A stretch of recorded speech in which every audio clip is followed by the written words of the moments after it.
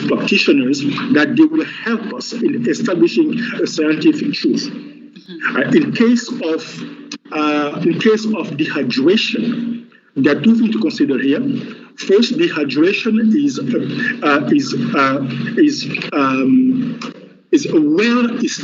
has well-established external features which are invariable, which are true, which are scientifically true, and which cannot be denied. That's number one. Number two, the reason why we would not resort to osmolality tests in the disease is simply because the diseased biochemistry environment is very different from a living person biochemistry environment. So there are many changes which occur in a deceased person who are very much different to the changes that you will see in a living person. So osmolality test will have nothing to do with this kind of context. Nothing to do. Because this will lead to a lot of error of interpretation because of the changes which occur and which are specifically linked to a diseased environment. So that's the reason why. But sunken eyes, this is a well-established feature of dehydration in both deceased and living. Thank you, sir. Thank you, Doctor. Moving along. So, in terms of the medical journals that you are referring to, the recommended standards that you need to adhere to, which other tests did you perform, except the one where you observed the eyes? Is that the only test that you conducted, or did you conduct another one? Problems. I'm struggling to hear you, Mr. Pichela. I don't know the witness, but I can see from his posture that he's also encountering problems. If you may, please assist us. Yes, continue. Yes, Doctor. What I'm putting to you now, and what I want to understand is, which other tests did you carry out to establish whether there's dehydration or not? Except for the one where you looked and saw the sunken eyes. Is there another test that you conducted? Okay, so I'm going to have to repeat myself. I do not deal with living beings. I deal with deceased bodies. The doctor, a medical practitioner, doesn't just run tests or doesn't just run investigations on a whim. So the overall context in which we request a specific test has to make first sense to us. That's number one. And number two, it has to contribute to the overall goal that we want to achieve. For instance, in the case of the disease that I saw, I would have been told, for instance, that if there was a history, for instance, that the deceased might have had vomiting or diarrhea before she demised, okay, it would have slightly contributed not to do a osmolality test, which applies to the living, but to do a biochemistry test. Mm-hmm. That's the term that we use in pathology, not in clinics. We are not included in pathology. So in this context of a body which was brought to me in a certain condition, there was no reason whatsoever for a reasonable forensic pathologist practitioner to request for a biochemistry test without a background of something which could have disturbed the electrolyte balance. That's my answer to your question, sir. So the simple answer is no. The only test that was done was the one where you looked at the dead body or the dead person, and you decided that this person is dehydrated? That's the simple answer. Because you did not feel that no, sir. No, sir. Based on your experience and expertise, that is. I'm listening, doctor. No, sir. That's the beauty of medicine. The beauty of medicine is that medicine is not something that you just pull out of a drawer. It's years and years of research, of experiments, and the only thing which are reported are information which have been tested. And after testing this information, then they can write them down in books. So I belong to a specific medical specialty called forensic pathology. And forensic pathology is a science with an established set of information that we look for when we are examining a body. And all these are well documented in our books. I can give you some reference of our books. You have Brunner Knight's forensic pathology. You have Denial, etc., etc. I can email them to you if you wish so. In these books, they describe what I've been telling you about. And none of these books will recommend to go to a costly investigation. For instance, biochemistry, when the context does not require such an investigation to be done. The pathological features which are and have been clearly identified on the corpse, such as the sunken eyes and the loss of intraocular tension, are sufficient for me to determine 100% that was dehydration. Loss of because the tension within the eye globe is being maintained by eye fluid. So when the tension within the eye fluid is decreased because of dehydration, and then you have loss of intraocular tension. That's my answer to you, sir. Thank you. Can we move, Mr. Thank you, Doctor. I think this has been sufficiently answered. We are moving, my lady. Yes, we are moving along. Doctor, I see that one of the causes or one of the symptoms of dehydration or severe dehydration would be the shrinking of the brain. Is that correct?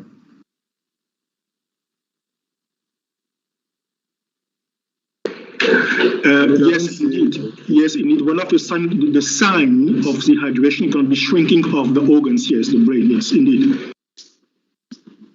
Yes. Now, during the autopsy, you had the opportunity to examine the brain. Is that correct? It is correct, sir. You did not weigh it. You found that there is nothing unremarkable happening there. Yes, indeed, sir. Correct. You would agree with me that if you had been able to determine, now you have concluded based on the other things that you're going to conduct this other test, but this one would also have assisted you greatly because now you'd see that the mass of the brain has gone down. When the normal mass is maybe say 4 kilograms, then this one is 3.5, then it says that there must have been some dehydration happening there. Would you agree with me on that? I think you will agree with me that on the first page of my postmortem report, on the conclusion, I clearly stated that the evidence of dehydration on internal autopsy could not be established.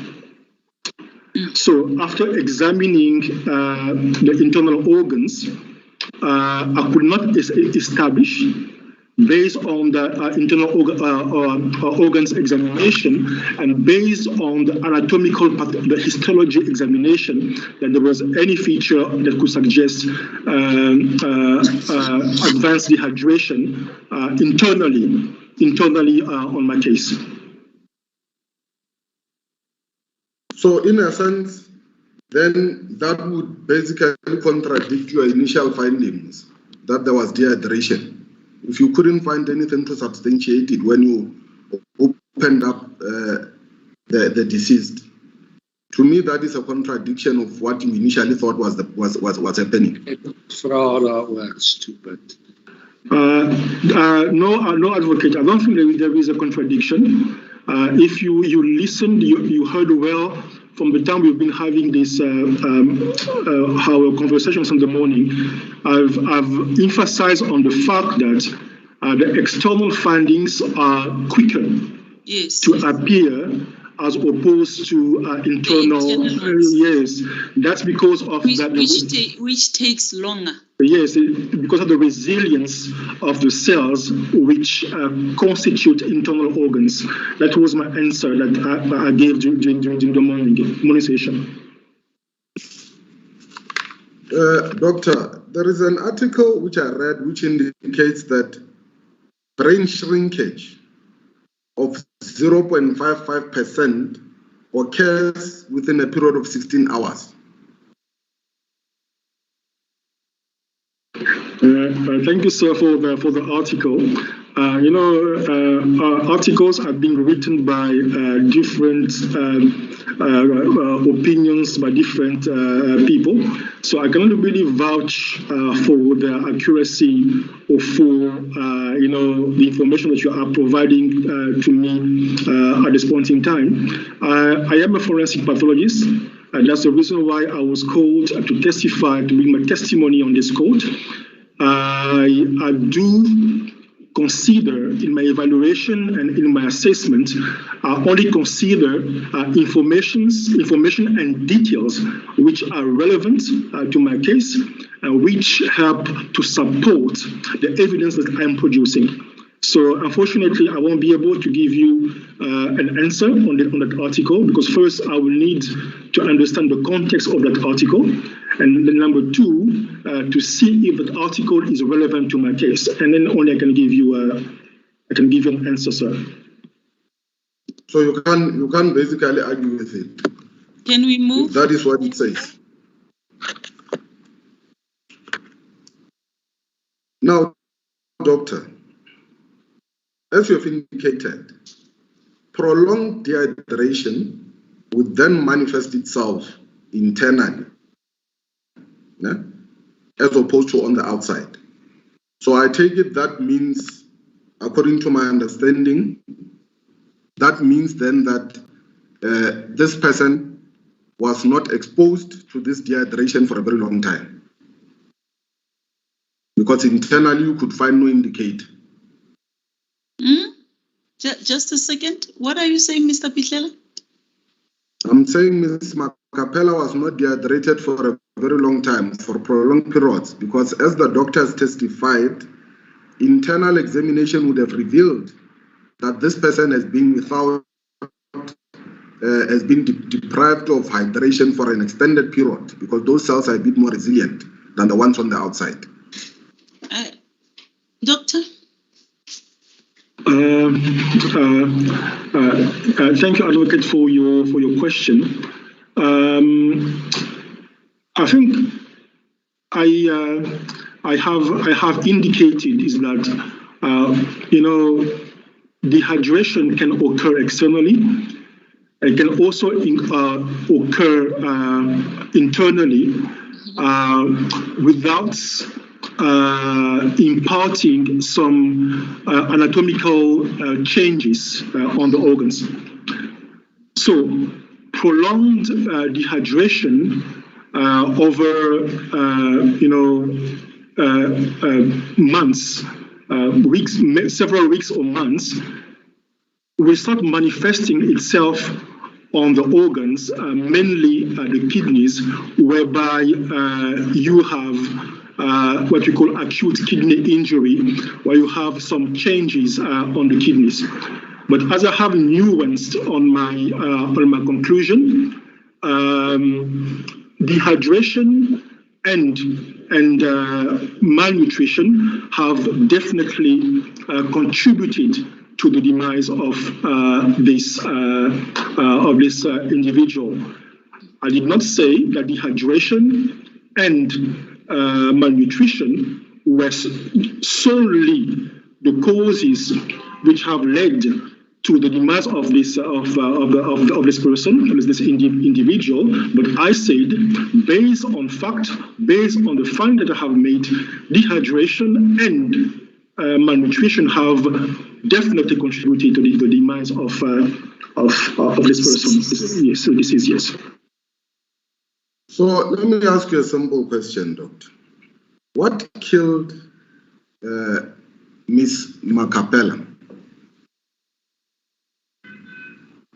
What is the direct cause of her death, her passing? Yes. Thank you for your question, sir. So there are conditions whereby in medicine whereby you have a specific and non-negotiable cause of death. For instance, in case of a stroke, you know the cause of death. For instance, is bleeding, is hemorrhage. That we know for sure. That is established, and that's the way it is. In case of pneumonia or you have lung infection, we know for sure that the cause of death is pneumonia. That's we know for sure. There are medical contexts. There are medical situations whereby the ultimate cause of death is more a confluence of different lack of equilibrium in the body. Mm-hmm. So that's how I keep saying malnutrition and dehydration, and in this case necrosis or gangrene, have definitely contributed to the demise of Mrs. Virginia Macapella, definitely. And in all the forensic pathology books, it is clearly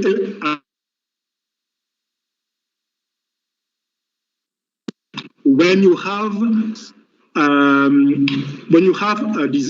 condition which is clearly established, that's pathology, that condition has definitely something to do with the overall picture of the demise of that individual. For instance, you can have a woman who demise during a C-section delivery, but at the same time, the woman had breast cancer. So breast cancer will definitely be contributory to the cause of death of that woman, because somehow the breast cancer will definitely contribute to establishing a certain level of dysfunction in the way that woman would have behaved if she wouldn't have had breast cancer. That's my answer, sir. Mr. Pitlela? I said, please, my lady. Are you moving? In annex, pardon? Continue. Exhibit L1, paragraph 8. This was done by you on the 21st of February 2017, pardon.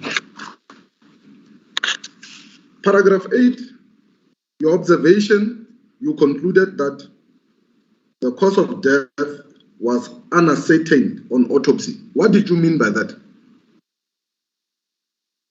Yes, sir. So the way I have explained, and I'm going to come back to that again. There are conditions whereby you are definitely 100% specific. about the cause of death.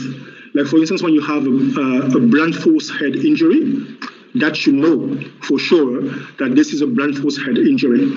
But in this kind of situation, in this sort of context, the deceased had presented with a network of different informations, which all of them have contributed to her demising. Mm-hmm.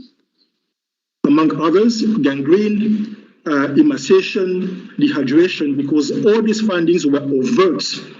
And I think I took some pictures of this. They were overt on the deceased. So when you cannot pathologically establish a clearly defined overt cause of death, we conclude in terms of an ascertained, because there's not one cause which have led to death, but it's a network of different causes which have contributed to the demise of Mrs. Makapela. Doctor, how long can a person live without water, without taking any water? Thank you, sir. So as it is reported in our forensic pathology books, malnutrition can lead to death within 50 to 60 days of a person not eating, but lack of water can kill from day 10. So 10 days in the event of not drinking water. Yes, sir. And in the event of food, you're saying it's between 15 and 60 days. 50 and 60 days in case of a person is not being fed properly. Come again? 50 and 60 days in case of? In case of a person not being fed properly, in case of ill malnutrition, malady. And I can give you the source of information. If you go read our reference forensic pathology book, which is called Bernard's Nights, Nights as a Night, KNIGHT, Bernard's Nights Forensic Pathology, in the chapter related to starvation, neglect, you will clearly find this information. Thank you very much, sir. Thank you, doctor. Now, doctor, you indicated that when you did the autopsy, you found food inside the stomach of Ms. Makapela. Now, were you able to determine how long she had the food inside of her body? We know it's 15 days and more since she was kept refrigerated. So were you able to establish when was the last time she got fed? Thank you, sir. The emptying of the stomach when a person is alive is something quite fast. Less than 12 hours, you eat something and your stomach, your nature calls you to come and evacuate. That's what makes the whole difference with forensic pathology. There is also a certain degree of continuity in the process of stomach evacuation the first 2 to 3 hours after a person demises. So what is interesting is that when the process of the stomach evacuation or emptying hasn't even started, that's what the issue is. So when you have raw food and chewed raw food that you find in the stomach and in the esophagus, that's a problem. It simply means that either the food was pushed in forcibly when the person was alive, or simply that the person was already dead. Yes, when the unchewed food was found in the esophagus and in the stomach. I hope I've answered your question, sir. Yes, doctor. So, just so that I'm clear and understand, there's a possibility that either she was force-fed before she died, or that she was fed post-mortem. That's what you're saying, doctor. So what I'm saying, sir, is that the nature of the food that I found in the esophagus and in the stomach of the deceased were partially chewed, but they were quite raw food. They were quite raw food.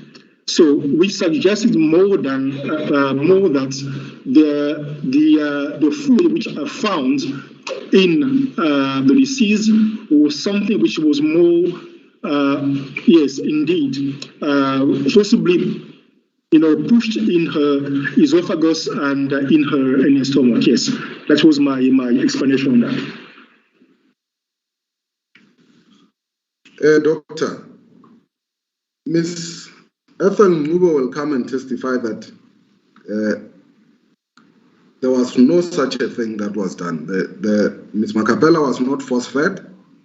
Food was not pushed through her stomach under unmasticated, as you said, or unchewed, as you indicated. That, in fact, she had been on a diet of soft food.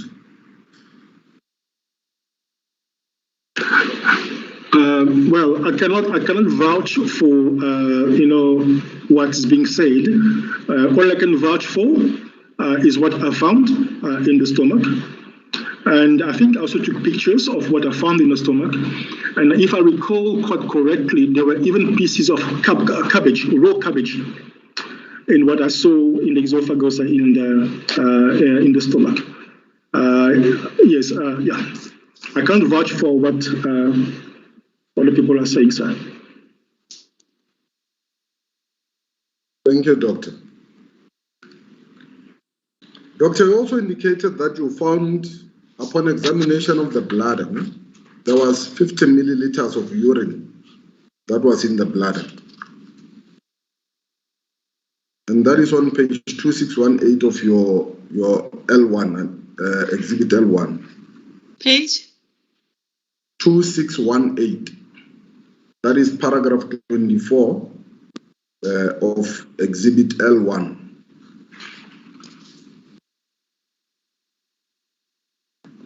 Yes, indeed, sir. Yes. Now,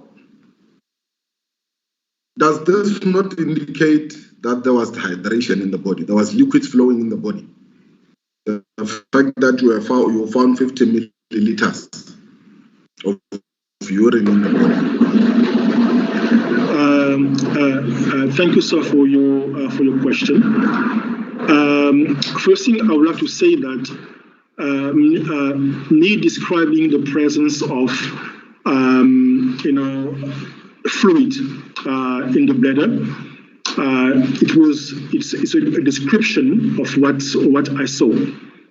That's number one.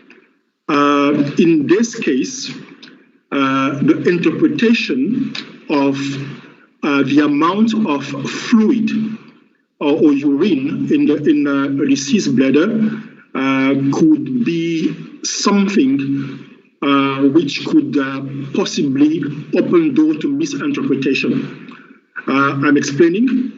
50 milliliters of urine, found in a living being, over a cycle of 24 hours, that could be clearly a sign of dehydration. Because a normal individual will produce more than that in a 24-hour cycle. But the reason why I did not specifically want to put this into a context of dehydration is because the person was demised, was not alive, and any possible interpretation of the amount of this fluid in this context might not be accurate. But it was a description of what I found in the bladder. Though, okay, it could, like I said, in a living person, it could be a sign of dehydration. Yes, indeed, sir. But in this context, it's just a simple description which I will reserve myself from fitting it into a picture of dehydration.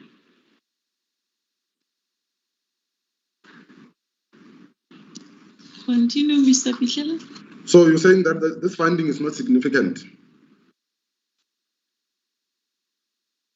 What I'm saying is that the finding is there, okay, but it won't be a good approach.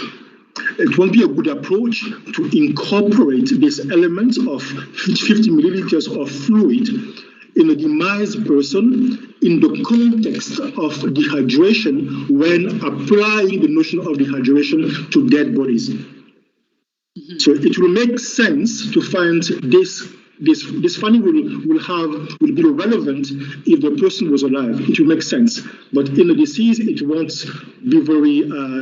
be a good approach, sir.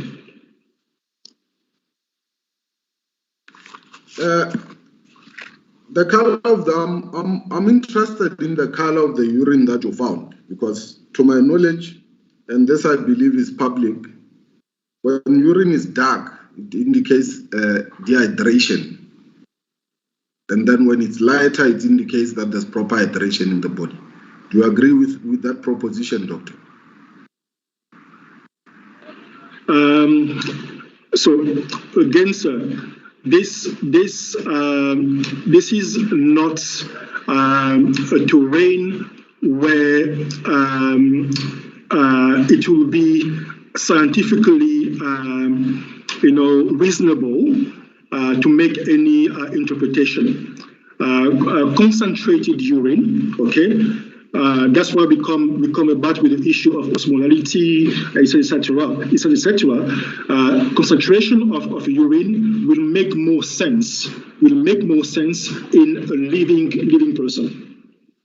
So clear or not, or dark or concentrated or not in a deceased individual, because of interfering processes, will not be a recommended criterion to itemize as a reliable source of information, sir.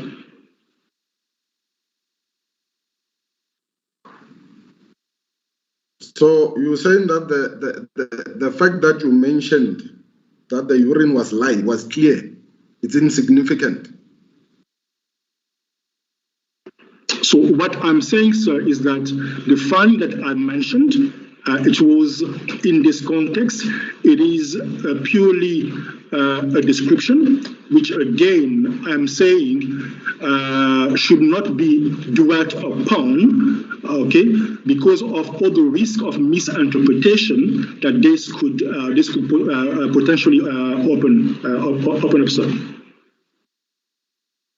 But doctor, you'll understand that when one reads a report, one needs to know exactly what happened. And that is the purpose of this post-mortem, the report that you generated. So now when you're saying that I should basically not have regard to what is said on paragraph 24, then the question is, why was it included in the report to begin with? Yes, sir. So like I said, so it was included in the report as part of description. Because you see, there are two things here. There's the thing of the amount of the fluid which are found in the bladder, okay, which in a living person will be a problem of hypovolemia, so a problem of the kidneys not working properly. That's one thing. So that argument on its own will favor more a dehydration point of view. And on the other hand, you have the clear urine, okay, which to a certain extent, okay, might favor the option of a person drinking enough fluid. So you have two contradicting, positions here, like I said, which, okay, are debatable. So both of them are debatable. And again, it's not a criterion which will be wise to use in the context of dehydration in a deceased person, sir. Yes, doctor, and I agree with you 100% on that, because it seems like there's a contradiction here. In one instance, there's indication of proper hydration, that this person was given food, but then on the other hand, there is your indication that this person was not being given, basically was without water for an extended period and was also losing body mass considerably fast.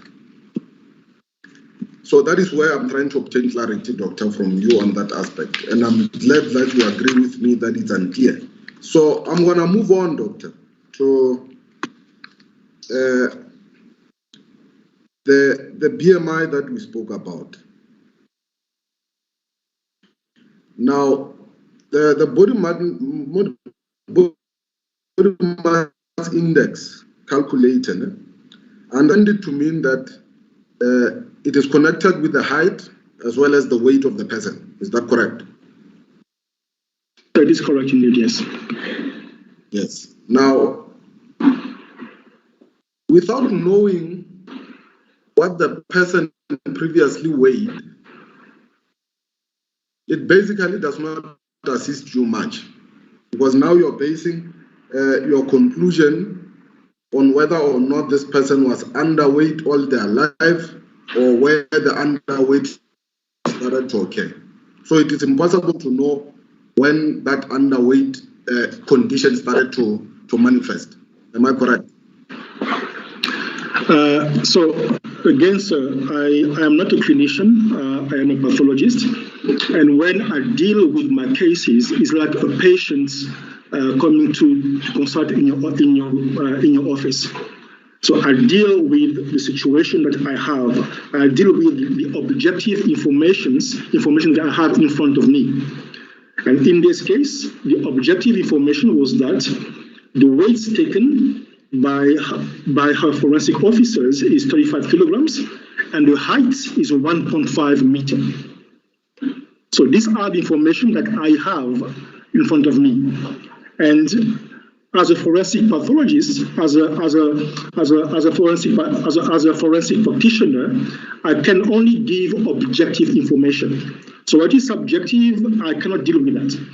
So I deal with what I see. I deal with the sunken eyes. I deal with the loss of intraocular pressure, which I can see. I deal with the heights, which we measured.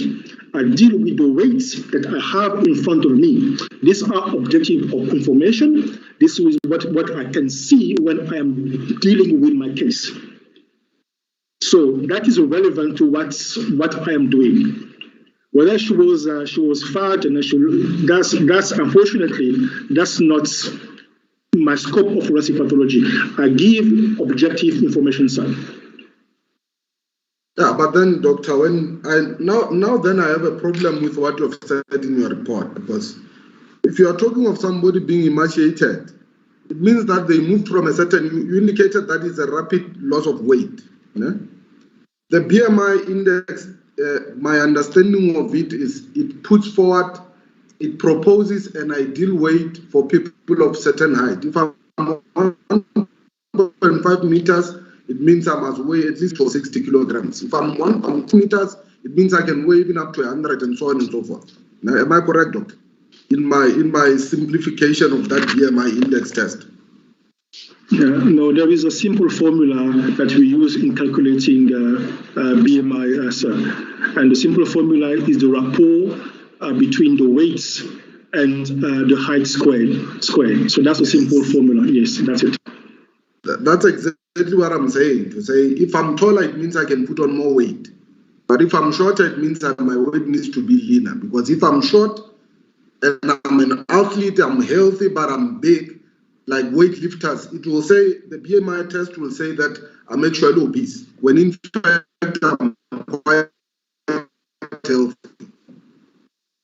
Because it bases everything on height and weight. If I'm taller, then I can put on more weight. If I'm shorter, then my weight must be reduced. No, sir. So the importance here is about the information behind the BMI.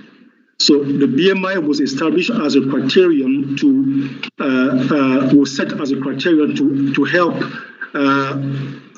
a practitioner, pathologist, or clinician to have an overall idea on the status of nutrition of individual. So that's the information. That's the background about the BMI criterion, and that's what the BMI is all about. So it's not about being shorter, being fatter, being more. It's about the medical information behind the BMI. The BMI, the sole reason behind the BMI, that's the sole reason, is to give an idea on the nutritional status of an individual, sir. And you'll agree with me that just before you proceed, the time when you examine the body, which was... Mr. Pitlela, just before you proceed, I just want to indicate to you that it's about 4 minutes to 4 o'clock, 5 to 4. I don't know how many questions you still have, because I take it that we need to finish with this witness today. We are going to finish, my lady. Okay, please. Yes. Continue. So, you'll agree with me, doctor, that nutritional information, which was critical for you to make a proper assessment of whether this person was treated accordingly or not, where they came from, was not available to you when you conducted this autopsy, because you did not have any files from any information about where this person comes from, whether they've got any underlying conditions which might affect, whether they've always been tiny and thin, or whatever the case might be. You did not have this information. So the information that I had before me was, like I said, once more, is the objective information, sir. The objective information was that the body that I had before me was emaciated. Okay, and I have explained the contents of emaciation. The body that I had before me weighed 35 kilograms. Okay, and the body that I had before me had a height of 1.5. So these are the objective information that I had before me. And this objective information that I had before me medically make medical sense. Make medical sense as a platform of medical, scientifically proven interpretation of the findings that I have before me.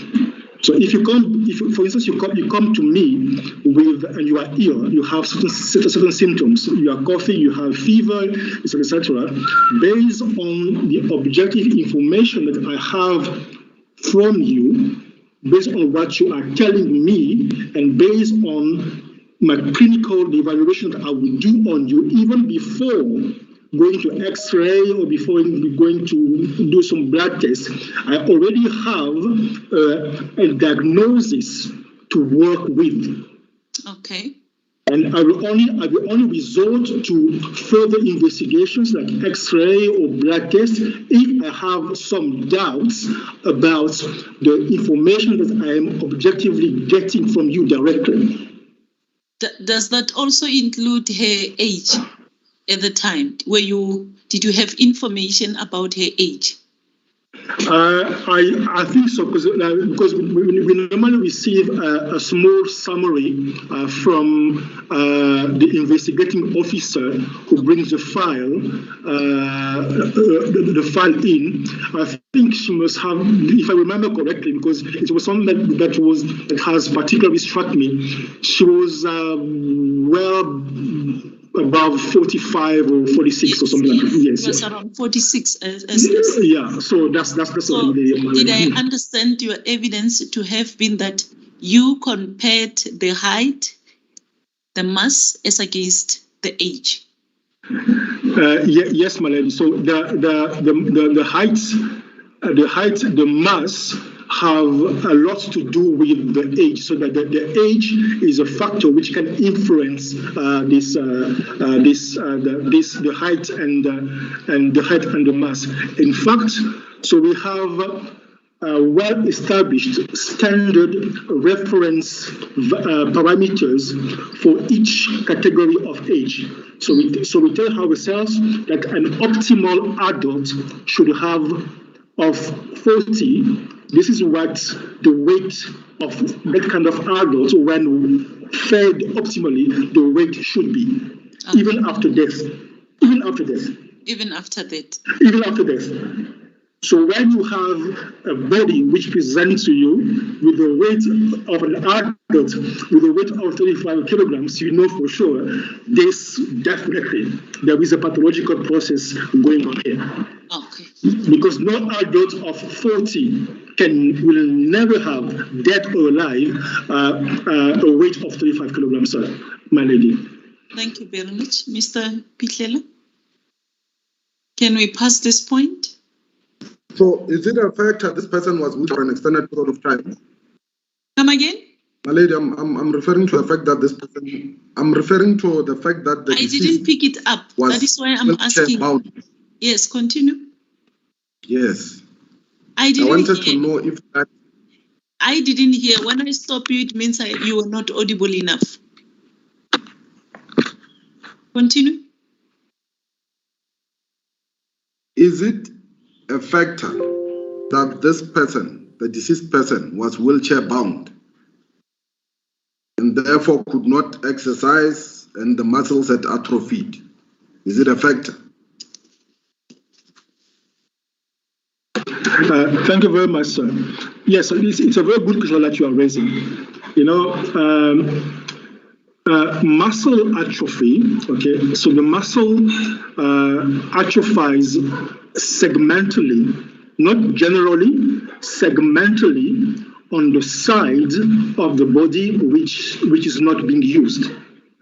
For instance, if the legs are not being used, so you will have a selective atrophy on the legs. But the arms, the chest, will all be okay if you are being fed correctly. But when you have a generalized body weight, that's not atrophy, which could be linked to being on a wheelchair. Okay. Last two questions for you, doctor. You will agree with me that bed sores are a good indication of neglect. Yes, I agree with you. It's an indication of not of poor nursing. Yes, sir. Did you find bed sores on this deceased person? It's not something that I have reported on my report, sir. So I did not report on any bed sore on the individual. And you also did not observe any injuries on this person? No, sir. I did not observe any injury on this person. You also did not observe any historical injuries that might have indicated that the injury occurred and it had healed? No, sir. I did not. Thank you. Doctor, when you did L1, we have already established that it was done on the 21st of February 2017, and then L2 was actually done earlier on the 24th of January 2017, but L3 was done on the 25th of April 2017. Now, a comparison of the two documents, it appears that which two documents you have L1 and L3, my lady. Okay. L1 and L3. So when you did L1, you were satisfied with the findings that you had made in this report. Is that correct? So, Advocate, when you talk about L1, L2, L3, okay. So L1 on page 2616. L1 is the first post-mortem that you say did. Your original... Can I assist Mr. Pitlela? L1 is the first post-mortem. L3 is the addendum. Thank you, my lady.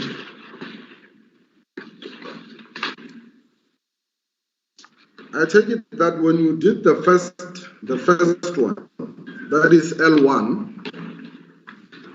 you were satisfied with all the findings that you made with regard to the examination of the deceased? Yes, sir. And had it not been for the fact that you were prompted by the National Prosecuting Authority to depose to this L3, which is an addendum, then you would have been satisfied with what was written in L1. You agree with me? So the report as I wrote on L1, I'm satisfied with it here, yes, sir.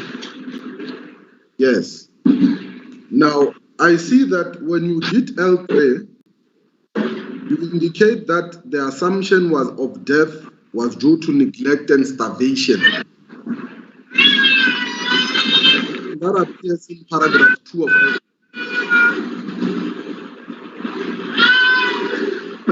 So what I say that it should be considered in the context of neglect. That's what I said, yes.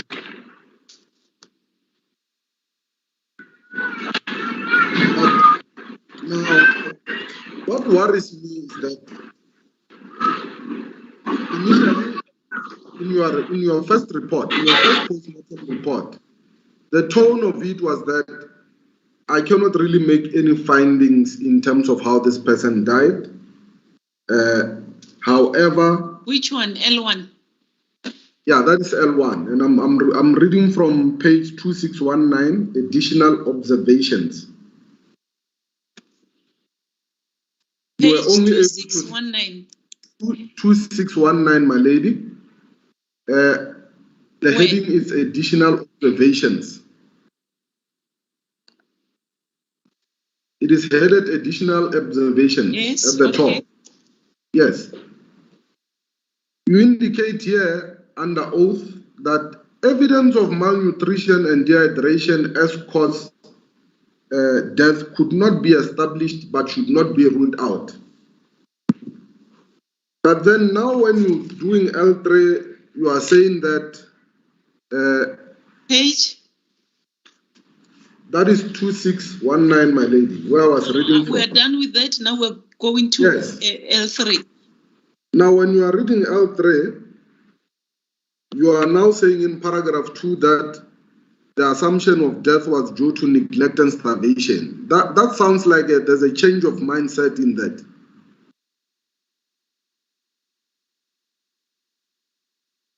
Because here it seems like you've already concluded, even before you started to do this L3. No, sir.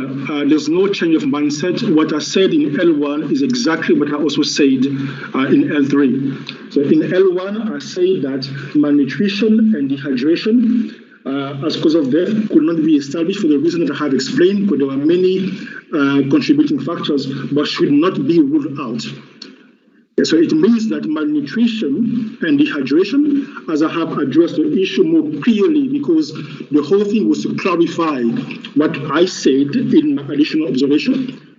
So in L3, I was simply clarifying in what I said in L1 when I said that it should not be ruled out. So what I said in L1 is exactly what I said in L3. So there's no difference, there's no contradiction between the two. It's one and the same reality. Doctor, back to differ. Paragraph 2, you are saying quite explicitly, again under oath, the assumption of death due to neglect and starvation was made and the body was referred to autopsy. So you made the assumption that now conclusively this person died because of neglect and starvation. It's no longer a question of being undetermined. It's now a fact in your mind. Just before the witness answer, Mr. Late. The witness has answered this question, my lady. It's no use to get into an argument between Mr. Pitlela and... Yes, Mr. Pitlela, the question has been answered. Can we move on? We're moving on, my lady. It's almost 4:10. I'm done, my lady. There's just one aspect that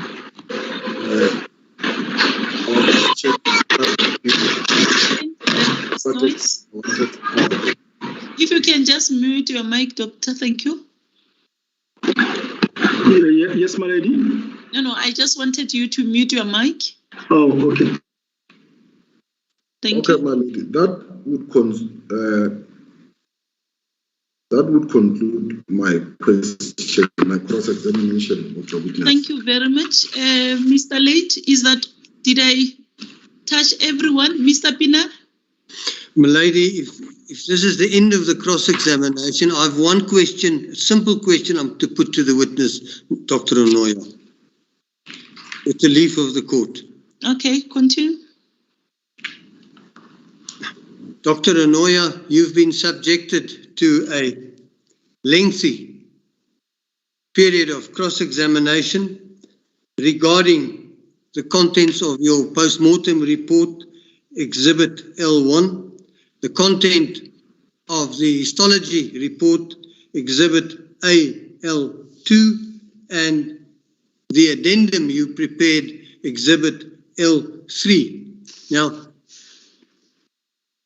subsequent to all the questions having been put to you, to which you have responded,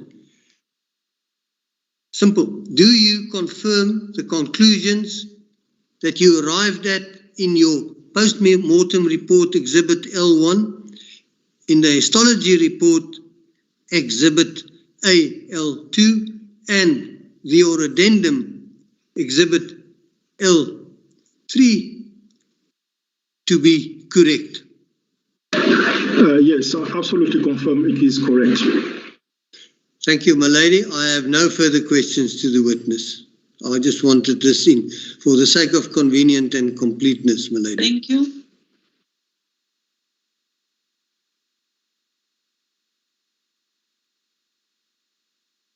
Did I give anyone the opportunity? Mr. Van Bergen?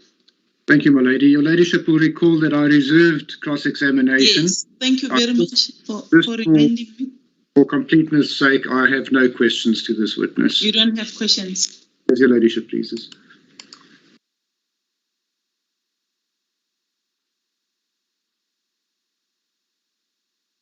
I also have no questions for the Mr. witness. Thank you. I have no questions for the witness, my lady. Thank you.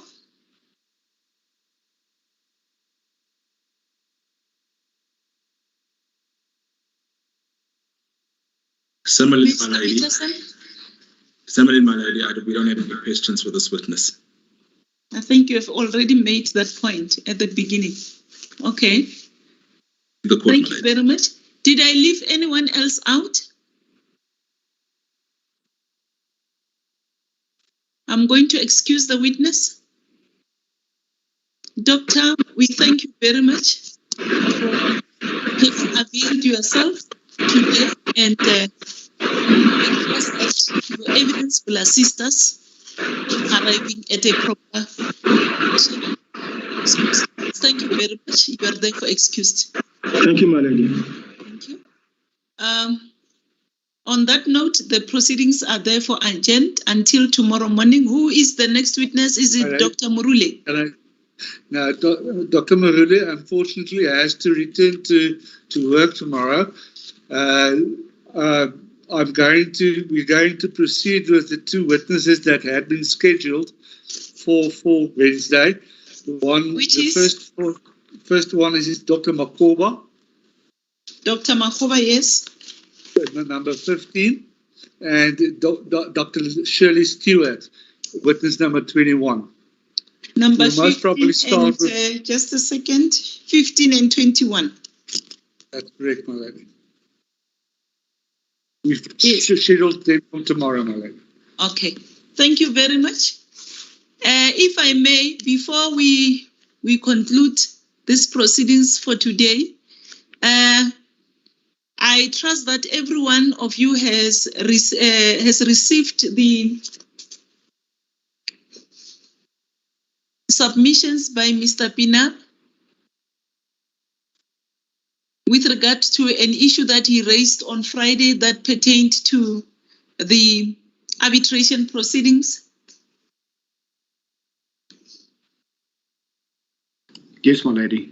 Yes, and the deadline for all of you to make your submissions is Thursday on or before 10 o'clock. whoever wants to make submissions. Thank you very much. My lady. Thank you. The proceedings are therefore adjourned. As your ladyship pleases. Court pleases. As the court pleases. May it please the court, my lady. As the court pleases, my lady. As the court pleases.